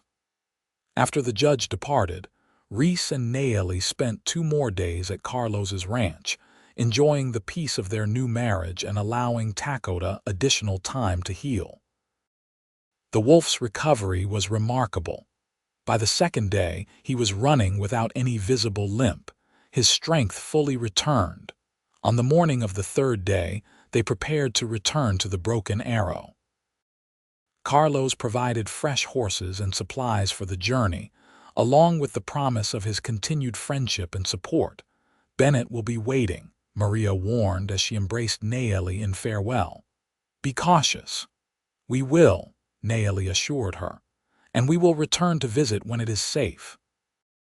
The journey north was uneventful, Reese choosing a circuitous route that avoided main trails and settlements. Takoda traveled alongside them, sometimes ranging ahead as if scouting their path, other times dropping behind to erase their tracks. The wolf's behavior was so purposeful that Reese began to understand why Nayeli viewed him as more than just an animal.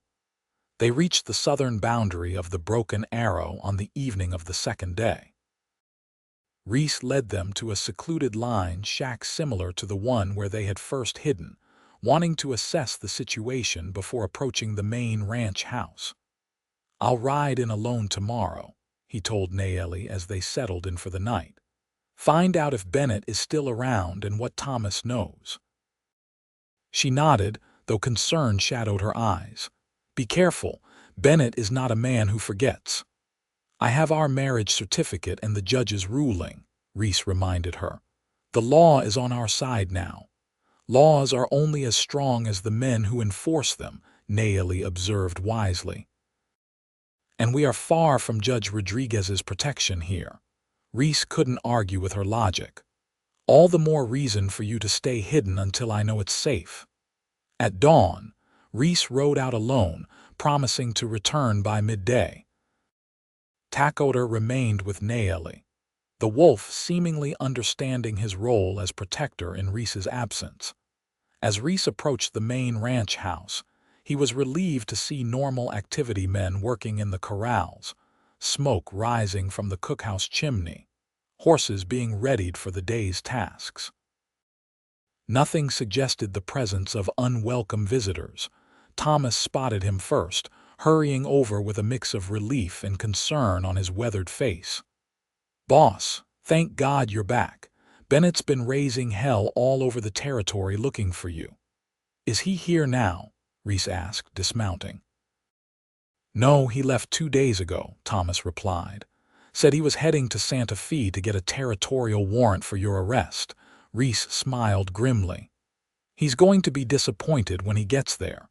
Judge Rodriguez has already ruled on the matter." Thomas's eyebrows shot up. "You saw the judge?" "Better than that," Reese said, unable to suppress a grin. "I got married." The foreman's jaw dropped. "Married to the Apache woman. Her name is Nayeli," Reese said, a note of pride in his voice. "Nayeli Faulkner now." Thomas shook his head in wonderment. "Well, I'll be damned. Never thought I'd see the day." But his expression sobered quickly. "Bennett won't take this lying down, boss. He's got a reputation to protect." "I know," Reese acknowledged, "but he can't override a judge's ruling without solid evidence, which he doesn't have.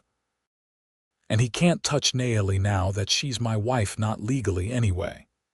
"Since when does a man like Bennett care about legal?" Thomas pointed out. "You need to watch your back." Reese nodded, appreciating his foreman's blunt honesty. "We will. For now, I need to get Nayeli settled at the house. Can you spare a couple of men to help fix up the place? It's been a bachelor's quarters too long." "Of course," Thomas agreed. "And I'll post guards, at least until we're sure Bennett's given up." With arrangements made, Reese returned to the line shack where Nayeli waited. The joy on her face when he explained that they could move to the main house safely was worth every risk he had taken. They rode in together, Takoda trotting alongside, creating quite a stir among the ranch hands who had heard rumors but not seen the Apache woman or her wolf companion. Reese introduced Nayeli proudly as his wife, and to their credit, the men touched their hats respectfully despite their obvious curiosity. The main house of the Broken Arrow was a substantial 2-story structure built of pine logs and stone, with a wide porch wrapping around 3 sides. It had been designed with a family in mind, though Reese had lived there alone since building it 5 years earlier. Now, as he showed Nayeli through the spacious rooms, he saw it through new eyes, imagining children playing in the large kitchen, family gatherings in the dining room, the master bedroom filled with the warmth of shared lives. "It's beautiful," Nayeli said, trailing her fingers along the carved banister of the staircase. "You built this yourself?" "With help," Reese acknowledged. "The design was my father's. He sent plans from Boston. Said every gentleman rancher needed a proper home, even in the wilds of Colorado territory." Nayeli smiled. "He sounds wise, your father." "He was," Reese said softly. He died 2 years ago, never got to see the house completed. I'm sorry, she said, touching his arm gently. He would be proud of what you've built here. I like to think so, Reese agreed. And I think he would have liked you, Nayeli. He always said I needed a woman with spirit to keep me honest. Her laughter echoed through the house, bright and musical. Then I shall do my best to fulfill his wishes. The next few weeks were a period of adjustment, as Nayeli settled into her new role as mistress of the Broken Arrow. The ranch hands, initially wary of the Apache woman and her wolf companion, gradually warmed to her as they witnessed her hard work, her skill with horses and healing, and her obvious devotion to their boss. Takoda, too, found his place on the ranch. The wolf established a territory that encompassed the main house and barns but ranged wider when hunting. He proved to be an unexpected asset, warning of approaching riders long before they could be seen and helping to drive predators away from the calving grounds. News of Reese's marriage to an Apache woman spread quickly through the territory, drawing reactions ranging from curiosity to outright hostility. Some neighbors stopped visiting, others came specifically to meet the unusual couple. In Las Animas, the reception was mixed. Some merchants refused to serve Nayeli, while others welcomed her business with open minds. Bennett remained a shadow over their happiness. The marshal had indeed gone to Santa Fe seeking to overturn Judge Rodriguez's ruling, only to be rebuffed by the territorial governor, who had no interest in challenging the respected judge. But rumor had it that Bennett wasn't giving up. He was gathering evidence, building a case, waiting for an opportunity. Despite this lingering threat, Reese and Nayeli built a life together that bridged their different worlds. She taught him Apache words and the meaning of ancient symbols. He showed her how to read English and manage the ranch accounts. In the evenings, they would sit on the porch, watching Takoda patrol the boundaries of his chosen territory while they planned for their future. 3 months after their wedding, Nayeli shared news that brought Reese to his knees with joy. She was expecting their first child. A son, she predicted confidently, her hands cradling her still flat stomach.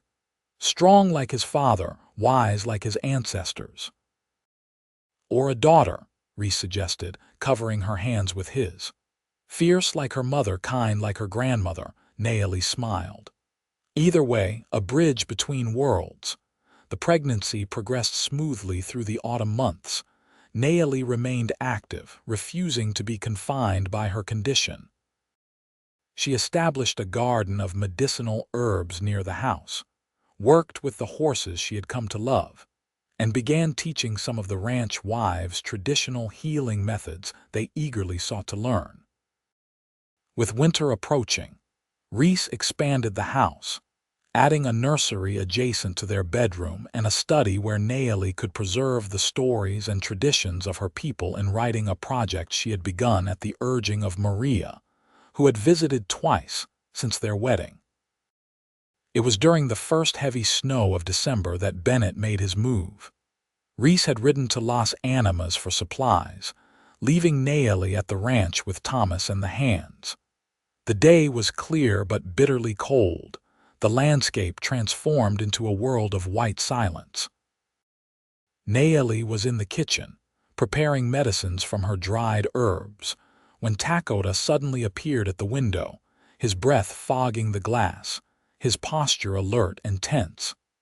She recognized the warning immediately and moved to the window, scanning the snow-covered approach to the house. In the distance, she spotted riders, 5 of them, moving purposefully toward the ranch house. Even at a distance, she recognized Bennett's broad-shouldered silhouette. Acting quickly, Nayeli donned her warmest clothing and slipped out the back door, Takoda at her side. She hurried to the bunkhouse where Thomas was meeting with several hands. "Bennett is coming," she announced without preamble. 5 riders less than a mile out. Thomas was on his feet instantly, "Are you sure it's him?" "Yes," she confirmed. Takota gave warning. The foreman nodded, having learned to trust the wolf's instincts. "Louis, Miguel, get rifles from the gun cabinet.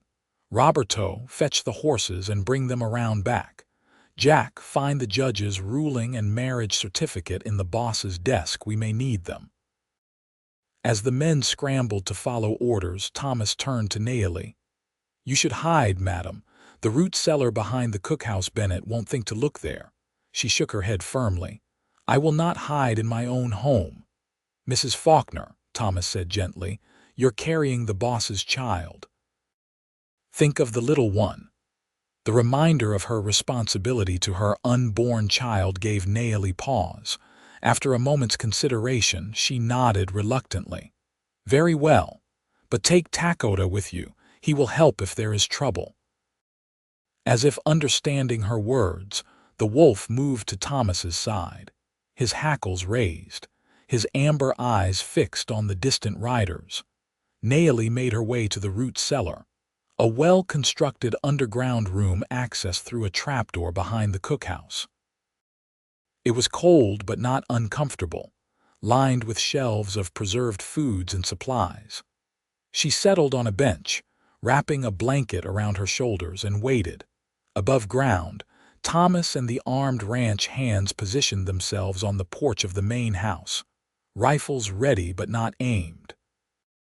Bennett and his men rode into the yard, reining their horses to a stop 20 yards from the steps. "That's far enough, Marshal," Thomas called out. "State your business." Bennett surveyed the armed men with a sneer. "Where's Faulkner? I've got business with him." "Mr. Faulkner is in Las Animas," Thomas replied evenly. "I'm the foreman here. Whatever your business is, you can state it to me." "I've come for the Apache woman," Bennett declared. "Got a warrant for her arrest from Judge Parker in Fort Smith." He patted his coat pocket. "Murder of Jeb Hawkins." Thomas's expression remained impassive, though inwardly he cursed. Judge Parker was notorious for his harsh sentences, especially for Indians. If Bennett had managed to get a warrant from him, it could override Rodriguez's ruling. "Mrs. Faulkner has already been cleared of any wrongdoing by Judge Rodriguez," Thomas stated firmly. "We have the ruling right here." He nodded to Jack, who held up the document. "Parker's jurisdiction supersedes Rodriguez's in this case," Bennett claimed, though he looked less certain than his words suggested. "Now, where is she?" "Not here," Thomas lied smoothly. "Went with her husband to Las Animas." Bennett's eyes narrowed suspiciously. "You're lying, old man." "Her tracks lead straight to this house." He nodded to the barely visible footprints Nayeli had left in the snow before they were swept away. "Those are from this morning," Thomas countered, "before they left." For a tense moment, the two groups faced each other, the potential for violence hanging in the air like the crystals of frost. Then a low, menacing growl broke the silence. Takota emerged from behind the ranch hands, his massive form intimidating as he paced forward, placing himself between Bennett's group and the house. Bennett's horse shied nervously, sensing the wolf's predatory focus. The other horses followed suit, sidling and snorting in alarm. "Call off your dog," Bennett demanded, struggling to control his mount. "He's not a dog, Marshal," Thomas replied calmly, "and he's not ours to command." As if to emphasize the point, Takota snarled, advancing another step. The deputy closest to Bennett suddenly raised his rifle, aiming at the wolf. "No," Thomas shouted, but the warning came too late. The crack of the rifle shattered the winter stillness. But Takota, with preternatural speed, had dodged sideways at the last instant. The bullet struck snow where he had stood a heartbeat earlier. What happened next occurred so quickly that later accounts would vary. Takota launched himself at the deputy who had fired, a gray blur of fury and purpose. The man's horse reared in terror, throwing its rider before bolting away. The deputy hit the ground hard as Takota landed on his chest, massive jaws closing around the rifle and wrenching it from his grasp. The other deputies raised their weapons, but Bennett barked an order. "Hold your fire. You'll hit each other." The wolf stood over the fallen deputy, not attacking but clearly preventing him from rising, the rifle now lying broken in the snow nearby. The message was unmistakable. The next shot would have consequences. Into this tense tableau rode Reese, returning unexpectedly early from Las Animas. He took in the scene at a glance: Bennett and his deputies, his own men armed and ready, Takota standing over a fallen man. "What the hell is going on here?" he demanded, guiding his horse between the two groups. "Your wolf attacked my deputy," Bennett snarled. "After your deputy shot at him," Thomas countered. Reese dismounted smoothly, moving to stand beside Takota. At a quiet word from him, the wolf backed away from the deputy, who scrambled to his feet and retreated to the safety of his companions. "Why are you on my property, Bennett?" Reese asked coldly. "I have a warrant for your wife's arrest," the marshal replied, producing a folded paper from his coat. "Signed by Judge Parker himself." Reese took the document, examining it carefully. "This is outside Parker's jurisdiction," he said finally. "He has no authority in Colorado territory." "It's a federal warrant," Bennett insisted. "Good anywhere." "Then you won't mind if I verify that with the territorial governor," Reese countered. "Especially since Judge Rodriguez has already ruled on this matter." Bennett's face darkened with anger. "Rodriguez is a Mexican who favors Indians. Parker is a real American judge." The racist remark hung in the air, revealing the true motivation behind Bennett's persecution. Reese's expression hardened. "Get off my land, Bennett," he said, his voice dangerously quiet. "Take your men and your corrupt warrant and leave. If you have a legitimate legal claim, pursue it through proper channels. But step foot on the Broken Arrow again without invitation, and I'll have you arrested for trespassing." "You're harboring a murderer, Faulkner," Bennett spat. "The law will catch up to her and to you." "The only criminal I see here is a marshal abusing his authority," Reese replied evenly. "Now go, before I decide to file a formal complaint with your superiors in Denver." For a moment, it seemed Bennett might push the confrontation further. But a glance at the determined faces of the ranch hands, the steady aim of their rifles, and the vigilant presence of Takota apparently convinced him that today was not the day for a final reckoning. "This isn't over, Faulkner," he warned as he wheeled his horse around. "Not by a long shot." "Yes, it is," Reese replied with quiet certainty. "You just don't know it yet." After Bennett and his deputies had ridden away, Reese hurried to find Nayeli. Thomas directed him to the root cellar, where he found her waiting calmly, a hand resting protectively over her growing belly. "You're safe," he assured her, gathering her into his arms. "Bennett's gone." "For now," she replied, her intuition as sharp as ever. "He will return." "Not if I can help it," Reese said grimly. "I'm riding to Denver tomorrow to meet with the territorial governor." "Bennett has gone too far this time, using a fraudulent warrant, threatening my wife, endangering my unborn child. It ends now." The journey to Denver was long but necessary. Reese presented his case to the governor personally, showing Judge Rodriguez's ruling, his marriage certificate, and evidence of Bennett's vendetta. The governor, a politically astute man who recognized the changing attitudes toward Indians in the territory, was sympathetic to Reese's situation. "Marshal Bennett has overstepped his authority," the governor agreed after reviewing the documents. "Judge Parker has no jurisdiction here, and even if he did, Rodriguez's ruling would take precedence as it was issued first." "Then you'll recall Bennett," Reese pressed. "Better than that," the governor replied. "I'm reassigning him to the Dakota Territory, effective immediately. There's a Sioux uprising brewing there that should keep him occupied far from your doorstep. Relief washed over Reese. Thank you, Governor. My wife and I are grateful for your intervention. I won't pretend it will be easy for you, Faulkner, the governor said candidly. Mixed marriages face challenges beyond legal ones, but Colorado is changing. We need men like you, men who build bridges rather than walls. Reese returned to the Broken Arrow bearing the news of Bennett's reassignment and an official letter from the governor affirming the legitimacy of Judge Rodriguez's ruling. Nayeli received the news with cautious optimism. So it is truly over. She asked as they sat before the fire that evening, Takota dozing at their feet. Bennett is gone, Reese confirmed, though there will always be those who disapprove of our marriage. He took her hand, resting it over her rounded belly where their child grew. But we're stronger than their disapproval. Nayeli smiled, leaning into his embrace. Yes, she agreed softly. We are. Spring brought new life to the Broken Arrow.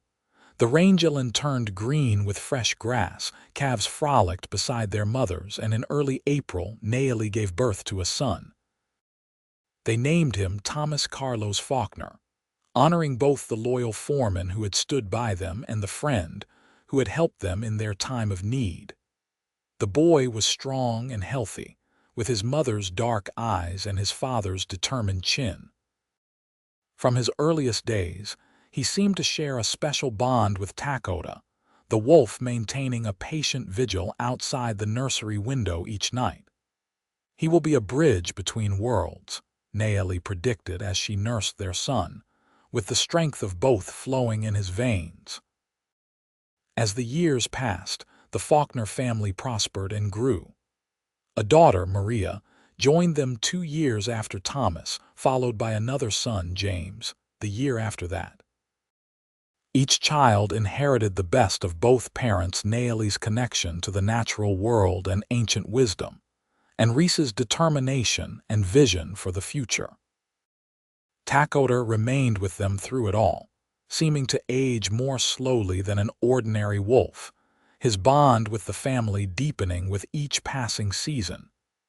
He was especially protective of the children, accompanying them on explorations of the ranch and keeping watch over them as they slept. The Broken Arrow itself evolved, becoming known not only for its fine cattle but also for its progressive approach to ranching. Reese incorporated sustainable practices learned from Nayeli's people, resulting in healthier herds and more productive land. The ranch became a gathering place for those interested in bridging cultural divides, with visitors from both settler and native communities finding welcome at the Faulkner table. Nayeli's garden of medicinal herbs expanded into a significant operation, supplying remedies to people throughout the territory. She documented the traditional knowledge of her people, creating a written record that preserved ancient wisdom while making it accessible to future generations. With Maria Vasquez's help, she even established a small school on the ranch where children of all backgrounds could learn both traditional and modern knowledge. 10 years after their first meeting in that dusty ravine, Reese and Nayeli stood on the porch of their home, watching their children play in the yard with the aging but still vigilant Takota. The wolf's muzzle had grayed, but his amber eyes remained alert and intelligent as he supervised the children's game. "Did you ever imagine this?" Nayeli asked, leaning against her husband's shoulder. "That day when I challenged you to heal a wounded wolf," Reese smiled, drawing her closer. "Not in my wildest dreams, but I'm grateful every day that you did.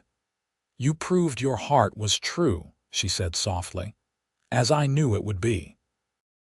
As the sunset painted the Colorado sky in brilliant hues of gold and crimson, Takota raised his head and let out a long, melodious howl, not a sound of warning or hunting, but a song of belonging, of family, of a journey completed and a promise fulfilled. The children joined in with their own attempts at howling, their laughter blending with the wolf's voice in a harmony that seemed to bridge not just two worlds, but past and future, heaven and earth, in a circle as ancient and enduring as love itself.